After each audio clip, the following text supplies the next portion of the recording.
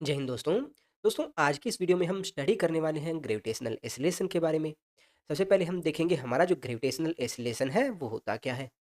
ठीक है। उसके बाद में हम देखेंगे कि हमारा जो अर्थ है, अर्थ के सरफेस के ऊपर हमारा जो ग्रेविटेशनल एक्सीलरेशन है उसकी वैल्यू किसके बराबर होती है। फिर हम देखेंगे कि हमारा जो अर्थ है उसके सरफेस से किसी एच हाइट के ऊपर हम जाते हैं, तो जैसे जैसे ऊंचाई के ऊपर जाएंगे हमारा जो ग्रेविटेशनल एक्सीलरेशन में क्या चेंजेस आएंगे। उसके बाद में हम देखेंगे कि हमारा जो अर्थ का जो सरफेस है उससे किसी एच हाइट पर हम डाउनवर्ड डायरेक्शन में आए, यानी कि अर्थ के जो सेंटर की तरफ आए, तो हमारा जो ग्रेविटेशनल एक्सीलरेशन पर क्या इफेक्ट पड़ता है उसको हम स्टडी करेंगे। इसके अलावा दोस्तों हम सभी जानते हैं कि हमारा जो अर्थ है वो किसी रोटेशन एक्सिस के अबाउट रोटेट करता है, और मान लेते हैं किसी एंगुलर वेलोसिटी ओमेगा के साथ रोटेशन कर रहा है। तो उस कंडीशन के अंदर हमारी जो इक्वेटर लाइन है, इस लाइन के ऊपर हमारा जो ग्रेविटेशनल एक्सीलरेशन क्या होगा। हमारा जो अर्थ है उसके जो पोल है, नॉर्थ पोल है, हमारा जो साउथ पोल है, उनके ऊपर अपना जो ग्रेविटेशनल एक्सीलरेशन क्या होगा, यानी कि हमारा जो अर्थ की रोटेशन की वजह से ग्रेविटेशनल एक्सीलरेशन पर क्या इफेक्ट पड़ रहा है। इसके अलावा हम बाद में स्टडी करेंगे कि देखिए हमारा जो अर्थ है वो बिल्कुल एक स्फेरिकल शेप में तो है नहीं ना। वो किस शेप में है, कुछ इस शेप के अंदर है, नारंगी के आकार के अंदर है। तो यहाँ पर पृथ्वी की जो शेप है उसकी वजह से हमारा जो ग्रेविटेशनल एक्सीलरेशन पर क्या इफेक्ट पड़ रहा है उसके बारे में हम स्टडी करेंगे। तो आज की वीडियो में लास्ट तक बने रहिएगा, क्योंकि आज की वीडियो में हमें काफ़ी कुछ नया सीखने को मिलेगा।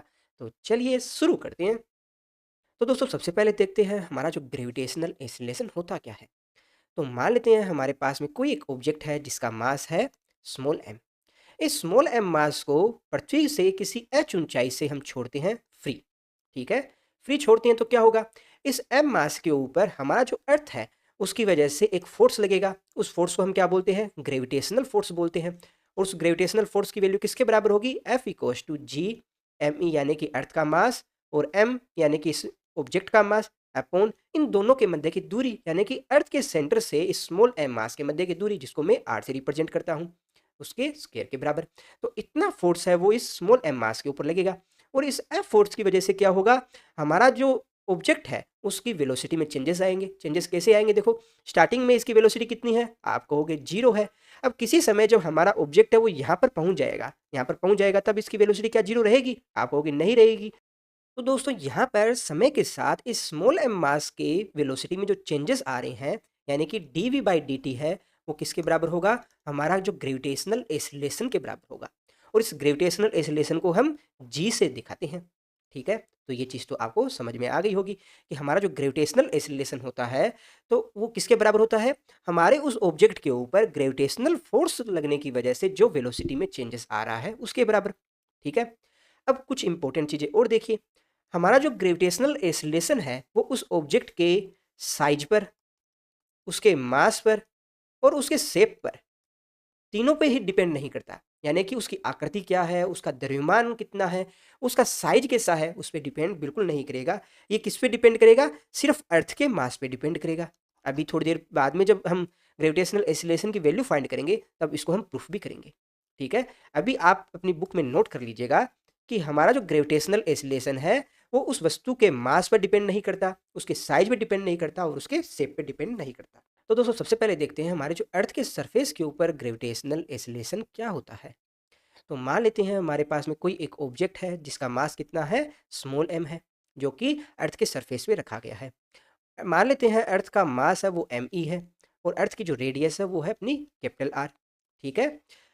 अब इस स्मॉल एम मास के ऊपर कौन कौन से फोर्स लग रहे होंगे, तो आप कहेंगे भाई इसके ऊपर ग्रेविटेशनल फोर्स लग रहा है जिसकी डायरेक्ट होगी towards the centre of the अर्थ। ठीक है। और उस ग्रेविटेशनल फोर्स है उसकी वैल्यू किसके बराबर होगी, तो जरा बताइए। एफ जी की वैल्यू है वो अपनी बराबर होगी G M E M upon R square, क्योंकि अर्थ के सरफेस पे ही रखा है। और हमें पता है कि किसी भी सॉलिड स्फीयर के सरफेस के ऊपर जो ग्रेविटेशनल जो फोर्स है उसकी वैल्यू क्या होती है। ठीक है। तो ये अपनी वैल्यू आ गई। अब जरा मुझे बताओ कि हमारा जो न्यूटन का जो सेकंड लॉ है वो हमें क्या बताता है। जो न्यूटन का सेकंड लॉ है हमें बताता है कि किसी भी ऑब्जेक्ट के ऊपर जो लगने वाला जो नेट फोर्स होता है वो किसके बराबर होता है, उस ऑब्जेक्ट के मास और एक्सीलरेशन के बराबर होता है ना। तो जरा इस इक्वेशन 1 और 2 को इक्वल कर रखिएगा। जब इनको इक्वल रखेंगे तो अपने पास में क्या आ जाएगा, G M E M upon R square, और इधर वाली साइड आ जाएगा स्मॉल एम ई। ठीक है। बोथ साइड करता क्या है, एम, तो उसको काट देते हैं। तो अपने पास में यहाँ पर ए की वैल्यू कितनी आ जाती है, ए की वैल्यू आएगी G m e/r²। तो ये हमारा स्मॉल एम मास का एक्सीलरेशन है, कहाँ पर? अर्थ के सरफेस के ऊपर। और इस एक्सीलरेशन को हम किससे डिनोट करेंगे? जी से डिनोट करेंगे, जिसको हम ग्रेविटेशनल एक्सीलरेशन बोलते हैं। तो यहाँ पर जरा मुझे बताइए, ग्रेविटेशनल एक्सीलरेशन किस किस पे डिपेंड कर रहा है? एक तो हमारा जो अर्थ है, अर्थ की रेडियस पर, यानी कि हमारा जो ऑब्जेक्ट है उसकी अर्थ के सेंटर से कितनी दूरी है, उस दूरी आर पे डिपेंड कर रहा है। दूसरा किस पे डिपेंड कर रहा है? हमारा जो अर्थ है, अर्थ के मास पे डिपेंड कर रहा है। कहीं भी ये हमारा जो ग्रेविटेशनल एक्सीलरेशन है उस ऑब्जेक्ट के मास पे डिपेंड कर रहा है क्या? नहीं कर रहा, नहीं कर रहा ना। तो आप क्या कहेंगे कि हमारा जो ग्रेविटेशनल एक्सीलरेशन है वो उस ऑब्जेक्ट के मास, उसके साइज और उसकी शेप, तीनों पे डिपेंड नहीं करता। सिर्फ किस पे डिपेंड करेगा? हमारा जो अर्थ है उसके मास पे डिपेंड करेगा, और हमारा जो अर्थ के सेंटर से उस ऑब्जेक्ट की दूरी कितनी है उस पे डिपेंड करेगा। ठीक है, बहुत ही इंपॉर्टेंट रिजल्ट है, इसको आपको याद रखना है और अपनी बुक में हमेशा नोट करके रखना है। दोस्तों, अभी आपके मन में एक क्वेश्चन आ रहा होगा कि सर, ऐसा थोड़ी ना होता है, हम जो ऑब्जेक्ट है फेंकते हैं किसी हाइट से, तो उस पर मास पे तो डिपेंड करता ही है। आप एक प्रयोग कीजिएगा घर पर, एक गुब्बारा लीजिएगा एक हाथ में, दूसरे हाथ में एक पत्थर लीजिएगा और देखिएगा कि धरती पर पहले कौन पहुंच रहा है। तो आप इस प्रयोग में क्या पाएंगे कि पत्थर है वो तो छोड़ते ही तुरंत धरती के ऊपर आ जाता है, जबकि हमारा जो गुब्बारा है वो आराम से मस्ती से घूमता फिरता है, धरती के ऊपर आएगा, यानी कि काफ़ी समय के बाद में आएगा। आप तो कह रहे हो कि हमारा जो ग्रेविटेशनल एक्सीलरेशन है उस ऑब्जेक्ट के मास पे डिपेंड ही नहीं कर रहा, तो फिर ये गुब्बारा और पत्थर वो अलग अलग समय पे क्यों आ रहे हैं? इनको तो एक ही समय पर आना चाहिए था, आना चाहिए था ना, क्योंकि दोनों पे जो ग्रेविटेशनल एक्सीलरेशन तो इक्वल लग रहा है। तो देखिए, हमें कभी भी ये नहीं भूलना चाहिए कि हमारा जो आसपास का जो इन्वायरमेंट है उसमें एयर है, ठीक है? और एयर है वो क्या लगाती है? एयर रेजिस्टेंस लगाती है, ठीक है? तो क्या होगा जब पत्थर आ रहा है तो पत्थर के ऊपर भी हमारे यहाँ इन्वायरमेंट की जो एयर है वो एक फोर्स लगाएगी, जो कि इसको नीचे आने से रोकेगी। अब पत्थर है उसका मास तो ज़्यादा है, तो उस वजह से एयर रेजिस्टेंस का उतना इफेक्ट नहीं पड़ता जितना यहाँ गुब्बारे के ऊपर लग रहा है। अब गुब्बारे के ऊपर जब एयर रेजिस्टेंस लगेगा तो गुब्बारे को आने में ज़्यादा समय लगेगा। हम ये जो रिजल्ट जितने भी निकालते हैं वो किसके लिए निकालते हैं? वैक्यूम के लिए निकालते हैं। आप वैक्यूम ट्यूब के अंदर अगर इन दोनों को एक साथ छोड़ेंगे तो दोनों एक ही समय के ऊपर ग्राउंड के ऊपर आएँगे, ठीक है ना? ठीक है दोस्तों, तो अब ज़रा देखते हैं हमारा जो ग्रेविटेशनल एक्सीलरेशन की वैल्यू क्या है। तो देखिए, हमारा जो अर्थ है, अर्थ का जो मास है वो बराबर होता है 5.97 गुणा 10⁴ केजी के बराबर। हमारा जो अर्थ है उसकी रेडियस होती है 6.37 गुणा 10⁶ मीटर, लगभग अपना 6400 किलोमीटर के बराबर होती है। जबकि हमारा जो जी है उसकी वैल्यू होती है 6.67 गुणा 10⁻⁻11। इन सभी वैल्यू को जब आप रखोगे तो हमारा जो ग्रेविटेशनल एक्सीलरेशन है उसकी वैल्यू किसके बराबर आएगी? 9.8 आगे आएगा मीटर पर सेकेंड स्क्वायर के बराबर, ठीक है? तो बहुत ही इंपॉर्टेंट है। काफ़ी सारी न्यूमेरिकल है जिनको सोल्व करने के लिए, थोड़ा-सा ईज़ी बनाने के लिए हम जी की वैल्यू है कई जगह पर लगभग 10 मीटर पर सेकंड भी लेंगे, ठीक है? तो उसमें कन्फ्यूज़ नहीं होना, कई बार आपके सामने ऑब्जेक्टिव क्वेश्चन आएँगे, तो उनके अंदर लगभग उत्तर है वो निकालने के लिए हम वहाँ पे जी की वैल्यू 10 लेकर उसको सोल्व करेंगे। इसके बाद हम देखते हैं दोस्तों कि अगर पृथ्वी की सतह से हम किसी एच ऊँचाई तक जाएँ, तो वहाँ पर हाइट की वजह से हमारा जो ग्रेविटेशनल एक्सीलरेशन में क्या चेंजेस आते हैं? तो सेकंड पॉइंट लिखिएगा, हमारा जो acceleration due to gravity at height H about the surface of the earth. तो मान लेते हैं हमारे पास में कोई एक स्मॉल एम द्रव्यमान है जो कि हमारा जो अर्थ है उसके सरफेस से एच ऊंचाई के ऊपर मौजूद है। तो इस एम मास के ऊपर जो लगने वाला जो ग्रेविटेशनल फोर्स है उसकी वैल्यू किसके बराबर होगी? तो ग्रेविटेशनल फोर्स है उसकी वैल्यू होगी F equals to G M E M upon, अब दोनों के मध्य की दूरी कितनी है? तो अर्थ के सेंटर से ये दूरी बताइए जरा कितनी हो जाएगी? आप कहोगे ये वाली जो दूरी है वो बराबर होगी, अपना अर्थ है उसका रेडियस है आर, तो जो टोटल दूरी आ गई अपने आर प्लस एच की स्क्वायर के बराबर, ठीक है ना? तो ये जो फोर्स है ये किसके बराबर होगा? इस ऑब्जेक्ट के मास और उसके एक्सीलरेशन के बराबर होगा ना। तो बोथ साइड हम मास को कैंसिल आउट करते हैं, तो हमारे पास में जो एक्सीलरेशन है, यानी कि अपना जो ग्रेविटेशनल एक्सीलरेशन है उसकी वैल्यू किसके बराबर आ जाएगी? G M E upon R plus H की होल स्क्वायर। तो इसको जरा आगे और सोल्व कीजिए। जी डैश है उसकी वैल्यू किसके बराबर आ गई? G M E. अब आर को यहाँ से कॉमन लेंगे तो अपने पास में आ गया आर स्क्वायर और साथ में आ गया 1 प्लस एच अपॉन आर के होल स्क्वायर, ठीक है? क्या आप इसको ऐसा कुछ लिख सकते हो कि जी डैश है उसकी वैल्यू आ गई अपना G M E upon R square, और साथ में जो 1 प्लस एच अपॉन आर है इसको हम ले जाते हैं ऊपर, ऊपर ले जाएंगे तो अपने पास में क्या आ जाएगा? एच अपॉन आर की पावर -2। ठीक है, अब ये वाली जो टर्म है वो किसके बराबर आ रही है? ये वाली देखने में आपको लग रही है हमारा जो ग्रेविटेशनल एक्सीलरेशन जो अर्थ के सरफेस पर है उसके बराबर, है ना? तो हम इसकी जगह जी को रिप्लेस कर देंगे। ओके, ये कर दिया। अब इस प्रॉब्लम को कैसे आगे सोल्व करोगे? तो देखिए ये वाली जो टर्म है वो आपको एक द्विपद प्रमेय से मिलती-जुलती लग रही है। और द्विपद प्रमेय है वो कब एप्लीकेबल होती है? देखिए अपना यहाँ पर H/R है उसको देखिए। यहाँ पर R है वो बहुत बड़ा है किसके कंपैरिजन में? H के कंपैरिजन में। क्यों? क्योंकि हमारा जो अर्थ है, अर्थ की जो रेडियस है वो लगभग किसके बराबर है? 6400 किलोमीटर के बराबर है। जबकि यहाँ पर जो H ले रहे हो यानी कि जो अर्थ के सरफेस से जो आप हाइट ले रहे हो वो कितनी होगी? ज़्यादा से ज़्यादा आप 100 मीटर ले लीजिए, 200 मीटर ले लीजिए, 500 मीटर ले लीजिए। परंतु वो 6400 किलोमीटर के कंपैरिजन में तो बहुत छोटी है।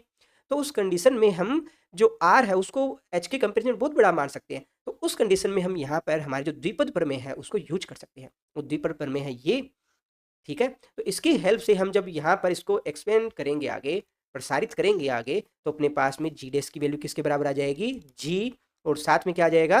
अपना 1 - 2h/r। ठीक है? तो ये हमारे पास में ग्रेविटेशनल एक्सीलरेशन की वैल्यू आ गई। हमारा जो अर्थ है, अर्थ के सरफेस से किसी h ऊंचाई के ऊपर। ठीक है, तो बहुत ही इंपॉर्टेंट रिजल्ट है। तो एक चीज़ यहाँ पर आप देख रहे हो, जैसे जैसे हम पृथ्वी से ऊंचाई के ऊपर जाते हैं हमारा जो ग्रेविटेशनल एक्सीलरेशन है वो कम होते चला जाता है ना? यानी कि सबसे ज़्यादा कहाँ पर आ रहा है? अपना अर्थ के सरफेस पर आ रहा है। जैसे-जैसे आप ऊपर की तरफ जा रहे हो, जी की वैल्यू में कमी आ रही है क्योंकि यहाँ पर वैल्यू किसके बराबर आ रही है? 1 - 2h/r। दोस्तों आप में से कुछ स्टूडेंट के मन में एक क्वेश्चन आ रहा होगा कि सर अगर ऊपर वाले इस इक्वेशन के अंदर हम h की वैल्यू r/2 रख दें, तो हमारे पास में जो जी डैश की वैल्यू है वो कितनी आ जाती है? 0 आ जाती है। यानी कि पृथ्वी की जो सतह है उससे हम अगर r/2 ऊंचाई पे चले जाएँ, तो हमारा जो ग्रेविटेशनल एक्सीलरेशन है उसकी वैल्यू 0 हो जाएगी। क्या ऐसा पॉसिबल है क्या? देखो, एक चीज़ आपको हमेशा याद रखनी है, जब हम ये इक्वेशन निकाल रहे हैं, तो उसके लिए हमने पहले ही ये टर्म है लगा रखी है यहाँ, कि हमारा जो r है, उसकी वैल्यू h के कंपैरिज़न में बहुत ज़्यादा है। अगर यहाँ पर h की वैल्यू वो r/2 के बराबर रख दोगे आप, तो वो ज़्यादा थोड़ी ना है, वो तो 1/2 के बराबर ही है। ठीक है? तो उस कंडीशन में हमें कौन-सी इक्वेशन यूज़ करनी है? ये वाली इक्वेशन यूज़ करनी है। ठीक है? और इस वाली इक्वेशन में अगर आप r/2 रखिए ज़रा क्या होता है? r/2 रखिए GME/r² और यहाँ पर r/2 रखोगे तो 1 प्लस यहाँ पर आ जाएगा 1/2 की पावर 2। 0 नहीं आ रहा ना? तो याद रखिएगा यहाँ पर हमने द्विपद प्रमेय लगाकर इसको सोल्व किया है और द्विपद प्रमेय की हमारी जो कंडीशन है वो क्या है कि r है वो h के कंपैरिजन में बहुत ज़्यादा है। ठीक है?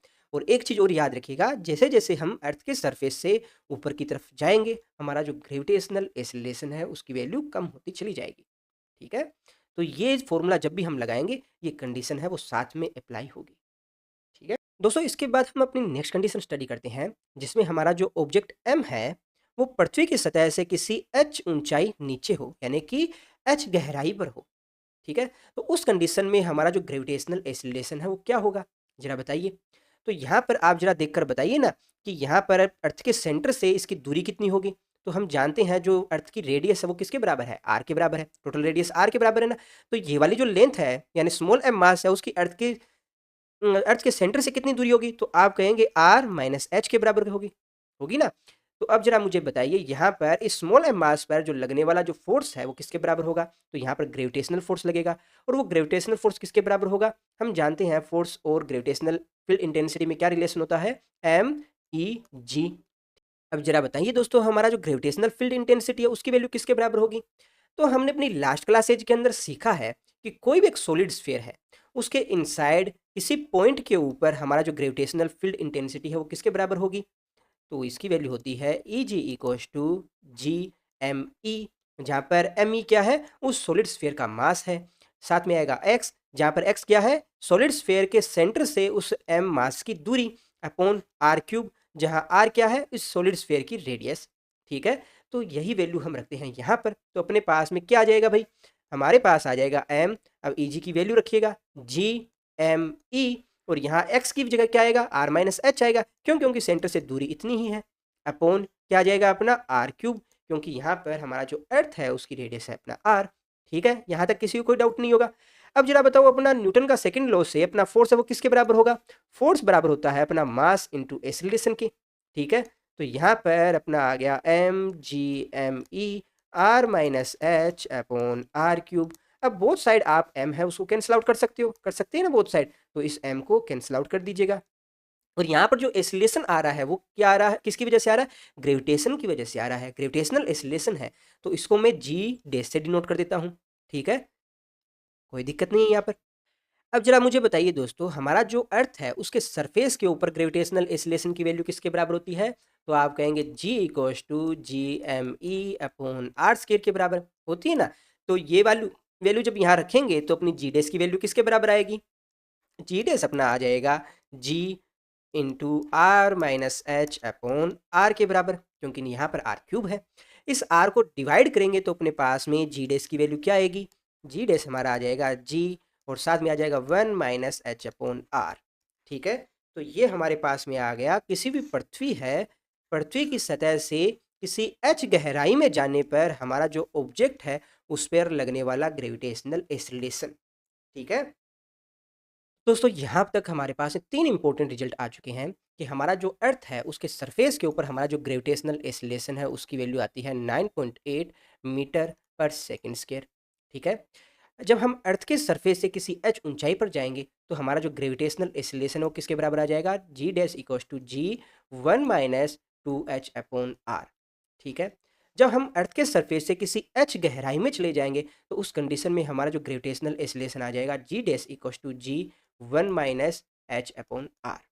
ठीक है, तो किसी भी तरह का कन्फ्यूजन अगर फिर भी आपके मन में है तो आप कमेंट बॉक्स में पूछ सकते हो। ठीक है, अभी आगे कुछ और कंडीशन है जिनको हम स्टडी कर लेते हैं। इसके बाद दोस्तों हेडिंग लगा के लिखिएगा change in gravitational acceleration due to the shape of earth, यानी कि हमारा जो पृथ्वी है उसकी आकृति की वजह से हमारा जो ग्रेविटेशनल एक्सीलरेशन में क्या चेंजेस आ रहे हैं। ठीक है दोस्तों, हम अक्सर मानते हैं कि हमारी जो पृथ्वी है वो पूरी गोलाकार है, परंतु एक्चुअल के अंदर हमारा जो पृथ्वी है वो पूरी गोलाकार नहीं है, वो कैसी है, थोड़ी चपटी है। ठीक है, तो ये हमारा जो हो गया इक्वेटर लाइन, जिसको हम क्या बोलते हैं, विषुवत रेखा बोलते हैं। ठीक है, ये इधर वाला है पॉइंट, इसको हम बोलते हैं इसका नॉर्थ पोल। ठीक है, और ये हमारा है साउथ पोल। तो दोस्तों मान लेते हैं हमारा जो इक्वेटर लाइन है उसके ऊपर हमारा जो अर्थ है उसकी रेडियस किसके बराबर है, इसको हम मान लेते हैं आर ई के बराबर। ठीक है, इसी प्रकार से हमारा जो अर्थ के सेंटर से जो पोल है वहां तक की जो इसकी रेडियस है उसको मैं आर पी से डिनोट कर देता हूँ। कोई दिक्कत नहीं है, आर पी से। तो अब जरा मुझे बताइए कि अगर कोई व्यक्ति यहाँ पर पोल पर खड़ा होता, यहाँ पर इस जगह पर, और अगर कोई व्यक्ति अगर अर्थ के इक्वेटर पर यानी कि यहाँ पर इस जगह पर खड़ा होता, तो दोनों कंडीशन के अंदर उस पर जो लगने वाला जो ग्रेविटेशनल एक्सीलरेशन है वो किसके बराबर होता, तो हम जानते हैं हमारा जो ग्रेविटेशनल एक्सीलरेशन है वो बराबर होता है G M E upon R square. ठीक है, तो पोल के लिए बात करें तो पोल के लिए रेडियस हो जाती है आर पी के बराबर, तो यहाँ पर ग्रेविटेशनल एक्सीलरेशन की जो वैल्यू है वो अपना आ जाता है G M E upon R P square के बराबर। जबकि हमारा अगर इक्वेटर लाइन के ऊपर होता, इक्वेटर लाइन के ऊपर, तो उस कंडीशन में हमारा जो ग्रेविटेशनल जो एक्सीलरेशन लग रहा होता वो किसके बराबर होता, G M E upon R E square के बराबर। ठीक है ना, तो दोस्तों हमारा जो अर्थ का सेंटर है, सेंटर से उसका जो इक्वेटर लाइन है उस पर जो इसकी रेडियस है उसकी वैल्यू किसके बराबर है, आर इक्वल्स टू अपना 6378 किलोमीटर के बराबर। जबकि पोल वाली साइड इसका जो रेडियस है उसकी वैल्यू किसके बराबर है, 6356, यानी दोनों तरफ का जो रेडियस में डिफरेंस कितना है, आप कहेंगे 22 किलोमीटर के बराबर है। ठीक है ना, तो इसी अनुपात के अंदर हमारा जो ग्रेविटेशनल एक्सीलरेशन है उसकी वैल्यू में डिफरेंस आ जाएगा। तो अब जरा मुझे बताइए जीपी की वैल्यू है वो किस पे डिपेंड कर रही है, समानुपाती है 1 अपॉन आर पी स्क्वायर के। ठीक है, इसी प्रकार से हमारा जो जीई है उसकी वैल्यू किस पे डिपेंड कर रही है, समानुपाती है 1 अपॉन आर ई स्क्वायर के। तो इन दोनों में से वैल्यू किसकी ज़्यादा है, आप कहोगे दोनों में से वैल्यू है वो तो आर ई की ज़्यादा है। तो आर ई की वैल्यू ज़्यादा है तो आप क्या कहोगे कि भाई हमारा जीई की वैल्यू है वो कम होगी किसके कंपेरिजन में, जीपी की तुलना में। और ऐसा क्यों, क्योंकि हमारा जो आर ई है उसकी वैल्यू ज़्यादा है आरपी के कंपैरिजन में। ठीक है, तो ये रिलेशन आपको याद रहेगा। क्वेश्चन में आपसे डायरेक्ट पूछा जा सकता है कि भाई अर्थ है उसके पोल के ऊपर ग्रेविटेशनल एक्सीलरेशन की वैल्यू ज़्यादा होगी कि उसके इक्वेटर लाइन के ऊपर, तो आप कहेंगे कि हमारा जो अर्थ है उसके पोल पर यानी कि उसके ध्रुवों पर ग्रेविटेशनल एक्सीलरेशन की वैल्यू ज़्यादा होगी। ठीक है, तो नेक्स्ट हम स्टडी करते हैं हमारा जो अर्थ है उसके रोटेशन की वजह से ग्रेविटेशनल एक्सीलरेशन में क्या चेंजेस आते हैं। तो मान लेते हैं हमारा जो अर्थ है वो किसी एंगुलर वेलोसिटी ओमेगा के साथ रोटेशन कर रहा है। ठीक है, और एक कोई स्मॉल एम मास है जो कि अर्थ के सरफेस पर यहाँ मौजूद है। तो उसकी पोजीशन को हम यहाँ लेटीट्यूड के फॉर्म में दिखाएंगे। तो मान लेते हैं किसी लेटीट्यूड यानी कि अंशांश लेमडा पर ये हमारा जो स्मॉल एम मास है वो मौजूद है, ठीक है ना। अब ये जब अर्थ है किसी एंगुलर वेलोसिटी ओमेगा के साथ रोटेशन करेगी, तो ये हमारा जो स्मॉल एम मास है वो भी रोटेशन करेगा, ठीक है। तो मान लेते हैं ये स्मॉल एम मास किसी आर रेडियस के सर्कल के अंदर रोटेशन कर रहा है। तो ये जो रेडियस है इसको मैं मान लेता हूँ आर, कोई दिक्कत नहीं है यहाँ तक। तो जरा मुझे बताइए इस स्मॉल एम मास के ऊपर जो अपना सेंट्रीफ्यूगल फोर्स जो लगेगा वो किस डायरेक्शन में लगेगा। तो हम जानते हैं सेंट्रीफ्यूगल फोर्स होता है उसकी डायरेक्शन है, हमारा जो रोटेशन सर्कल है उसमें आउटवर्ड डायरेक्शन के अंदर होती है, और उसकी वैल्यू किसके बराबर होती है, एम ओमेगा स्क्वायर आर के बराबर होती है, ठीक है। ये हमने जब सर्कुलर मोशन किया था तो हमने स्टडी किया था कि कोई भी ऑब्जेक्ट जब सर्कुलर मोशन करेगा तो उसके ऊपर दो फोर्स लगेंगे, एक तो अपना सेंट्रीपिटल फोर्स लगेगा, एक अपना सेंट्रीफ्यूगल फोर्स लगेगा। और सेंट्रीफ्यूगल फोर्स है उसकी डायरेक्शन कौन सी तरफ होती है, रेडियली आउटवर्ड डायरेक्शन होती है, और उसकी value M omega square R होगी, जहां आर क्या है, उसका जो सर्कुलर जो मोशन कर रहा है तो उसकी रेडियस के बराबर होगी। अब जरा दोस्तों मुझे बताओ ये स्मॉल एम मास है उस पर कौन कौन से फोर्स लगेंगे। तो यहाँ पर इसका द्रव्यमान कितना है, एम है। तो हम जानते हैं किसी ऑब्जेक्ट का अगर मास एम है तो ग्रेविटेशन की वजह से लगेगा एम जी डाउनवर्ड डायरेक्शन में। तो यहाँ पर एम जी की डायरेक्शन कौन सी होगी, एम जी की हमारी डायरेक्शन होगी इस डायरेक्शन में, टुवर्ड सेंटर होगी, होगी ना। तो हमारा एम ओमेगा स्क्वायर आर है उसका भी कंपोनेंट बना लेते हैं। तो जरा बनाइए कंपोनेंट क्या क्या बनेंगे। तो इसका एक तो इस डायरेक्शन में कंपोनेंट बनेगा, ठीक है। अगर ये वाला जो एंगल लेमडा है तो आप क्या कहेंगे, ये वाला एंगल है वो भी लेमडा बनेगा। तो इधर कंपोनेंट कितना आएगा, M omega square are cos lambda के बराबर। अब जरा बताइए हमारा स्मॉल एम मास है उस पर कौन कौन से फोर्स लग रहा है। तो आप कहेंगे एम जी लग रहा है, वो तो डाउनवर्ड डायरेक्शन में लग रहा है। अपवर्ड डायरेक्शन में हमारा लग रहा है M omega square are cos lambda के बराबर, ठीक है ना।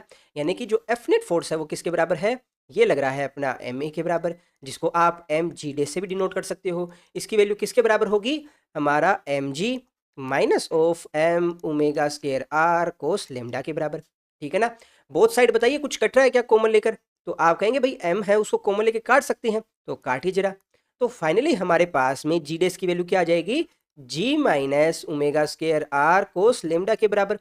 तो ये वैल्यू हमारे पास में आ गई। हमारा जो अर्थ है, अर्थ के रोटेशन की वजह से हमारा जो ग्रेविटेशनल एक्सीलरेशन में क्या चेंजेस आते हैं, ठीक है। बहुत ही इंपॉर्टेंट रिजल्ट है जिसको आपको याद रखना है। अब दोस्तों एक चीज़ बताइए, क्या क्वेश्चन में आपको स्मॉल आर की वैल्यू दे रखी है, नहीं दे रखी ना। तो हमें इस स्मॉल आर को कैपिटल आर में चेंज करना पड़ेगा। तो यहाँ पर देखिए हमारे पास में एक ट्राइंगल बन रहा है ना। इस ट्राइंगल में ये वाली जो लेंथ है वो हमारे पास में आर है, ठीक है। और जो ये वाला जो एंगल बन रहा है वो हमें दे रखा है लेमडा, ठीक है। और ये वाली जो लेंथ है वो हमारे पास में है आर। तो जरा मुझे बताइए ये वाला एंगल है वो किसके बराबर होगा, आप कहेंगे 90 माइनस लेमडा के बराबर होगा, होगा ना। तो यहाँ पर इस ट्राइंगल के अंदर मुझे बताइए कि हमारा आर की वैल्यू वो क्या रहेगी। तो देखिए यहाँ पर लंब बटे कर्ण आ रहा है ना। तो यहाँ पर साइन 90 माइनस लेमडा जब आप करोगे तो किसके बराबर आएगा, आर अपॉन आर के बराबर आएगा, ठीक है। और साइन 90 माइनस लेमडा वो किसके बराबर होगा, कोस लेमडा के बराबर होगा। तो यहाँ पर आर की वैल्यू किसके बराबर आ गई, आर कोस लेमडा के बराबर आ गई, ठीक है। तो ये वैल्यू जब आप यहाँ रखोगे इस इक्वेशन में, इसको मैं इक्वेशन 1 बोल देता हूँ। तो अपना जो जी डेस है उसकी वैल्यू किसके बराबर आ जाएगी, G dash equals to ji minus, अब ये अपना आ जाएगा आर आगे, R omega square cos square lambda के बराबर। तो ये अपने पास में फाइनल रिजल्ट आ गया, बहुत ही इंपॉर्टेंट रिजल्ट है। तो कुछ इंपॉर्टेंट केस और है जिनको हम स्टडी कर लेते हैं। देखिए अगर क्या हो, हमारा जो लेमडा है उसकी वैल्यू किसके बराबर हो, 90 डिग्री के बराबर हो।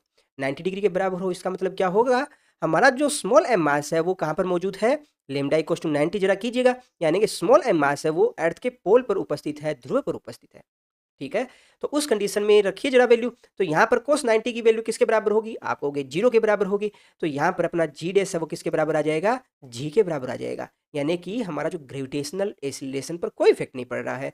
तो एक बहुत ही इंपॉर्टेंट रिजल्ट अपने पास में आया है कि अगर हमारा जो ऑब्जेक्ट है वो अर्थ के पोल पर उपस्थित हो, उसके ध्रुव पर उपस्थित हो, तो अर्थ का जो रोटेशन है उसका कोई इफेक्ट नहीं पड़ेगा हमारा ग्रेविटेशनल एक्सीलरेशन पर, ठीक है, याद रहेगा।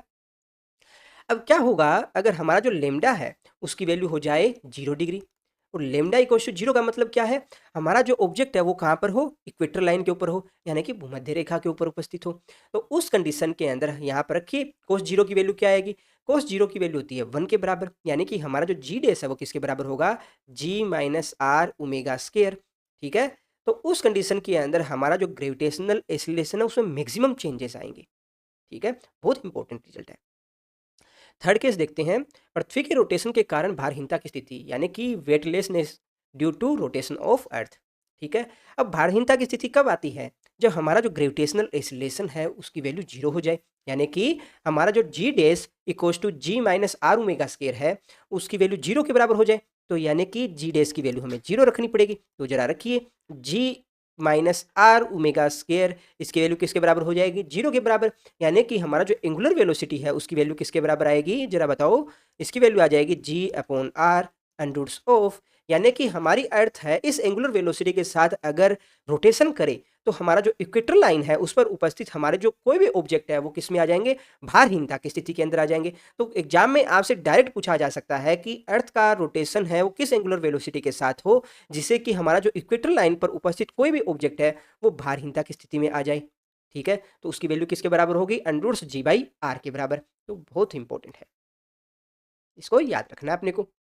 दोस्तों, आप में से कुछ स्टूडेंट के मन में एक क्वेश्चन है वो आ सकता है कि सर हमारा जो जी डेस की वैल्यू आई है उसकी वैल्यू आ रही है g dash equals to ji minus r omega square cos square lambda, परंतु कुछ बुक्स में यहाँ पर जी डेस की वैल्यू है वो g minus r omega square sine square lambda आ रही है। और ऐसा क्यों आ रही है? तो देखिए, हमने जो लेमडा एंगल माना है वो किसके साथ माना है? हमारी इक्वेटर लाइन के साथ माना है, ठीक है? अगर क्या करें कि लेमडा वो इक्वेटर लाइन की बजाय हमारा जो पोल है उसके साथ से मान ले, यानी कि लेमडा एंगल ये मानोगे, तो उस कंडीशन के अंदर क्या होगा? जरा बताइए। देखिए, एम जी इस कंडीशन में किस डायरेक्शन में लगेगा? आप कहोगे टुवर्ड्स सेंटर ऑफ द अर्थ, ठीक है? एम जी इस डायरेक्शन में लगेगा। हमारा एम ओमेगा स्क्वायर आर यानी कि अपना जो सेंट्रीफ्यूगल फोर्स है वो कौन सी डायरेक्शन में लगेगा? आप कहोगे सेंट्रीफ्यूगल फोर्स है वो अभी आउटवर्ड डायरेक्शन में लगेगा। और उसकी डायरेक्शन कौन सी होगी? ये वाली। और वैल्यू क्या है? M omega square R. तो इसके जरा कंपोनेंट बनाइए। कंपोनेंट बनाएंगे तो अपने पास में क्या आएगा? तो देखिए, एक कंपोनेंट बनेगा अपना इस डायरेक्शन में। तो देखिए, पहले एंगल यहाँ बन रहा था, इस बार एंगल कहाँ बनेगा? लेमडा इस डायरेक्शन में बनेगा। तो इसका जो एम ओमेगा स्क्वायर आर है उसके दो कंपोनेंट बनेंगे, एक तो इस डायरेक्शन में बनेगा और एक इस डायरेक्शन में बनेगा। तो यहाँ पर ये लेमडा एंगल है तो ये वाला भी लेमडा एंगल होगा। तो यहाँ पर जो कंपोनेंट आएगा वो आएगा M omega square are sine lambda के बराबर, ठीक है? तो यहाँ पर हमारी इक्वेशन ऑफ मोशन क्या आएगी? M g dash equals to, अब m ji minus of M omega square are sine lambda के बराबर, ठीक है? एम को कॉमन लेकर काट देते हैं, ठीक है? तो ये जी डैश की वैल्यू किसके बराबर आ जाएगी? G minus omega square are sine lambda के बराबर। अब जरा इस आर की वैल्यू और रखिए। स्मॉल आर है अपना ये वाली रेडियस जिसमें ये अपना स्मॉल एम मास रोटेशन कर रहा है। तो जरा ये एक ट्राइंगल बन रहा है, इस ट्राइंगल को जरा देखिएगा। तो हमारी ये वाली जो लेंथ है वो है अपना स्मॉल आर, एंगल बन रहा है अपना लेमडा, और ये वाली जो लेंथ है वो किसके बराबर है? कैपिटल आर के बराबर। तो यहाँ पर अपना साइन लेमडा है वो किसके बराबर होगा? हमारा आर अपॉन आर के बराबर। तो स्मॉल आर की वैल्यू जब यहाँ रखोगे तो हमारे पास में जी डैश की वैल्यू कितनी आएगी? G dash equals to ji minus omega square are sine square lambda के बराबर, ठीक है? तो कंफ्यूज नहीं होना है।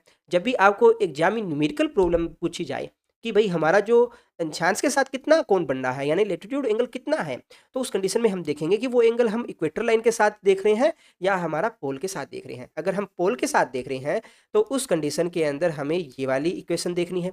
अगर आप इक्वेटर लाइन के साथ देख रहे हो तो हमें ये वाली लाइन ये वाली इक्वेशन है वो देखनी है। तो दोस्तों, आज की वीडियो में किसी भी तरह का आपको डाउट है तो आप कमेंट बॉक्स में पूछ सकते हो। वीडियो अच्छी लगी हो तो उसे लाइक कीजिएगा, अपने दोस्तों के साथ शेयर कीजिएगा। वीडियो में लास्ट तक बने रहने के लिए आप सबका धन्यवाद। Thank you.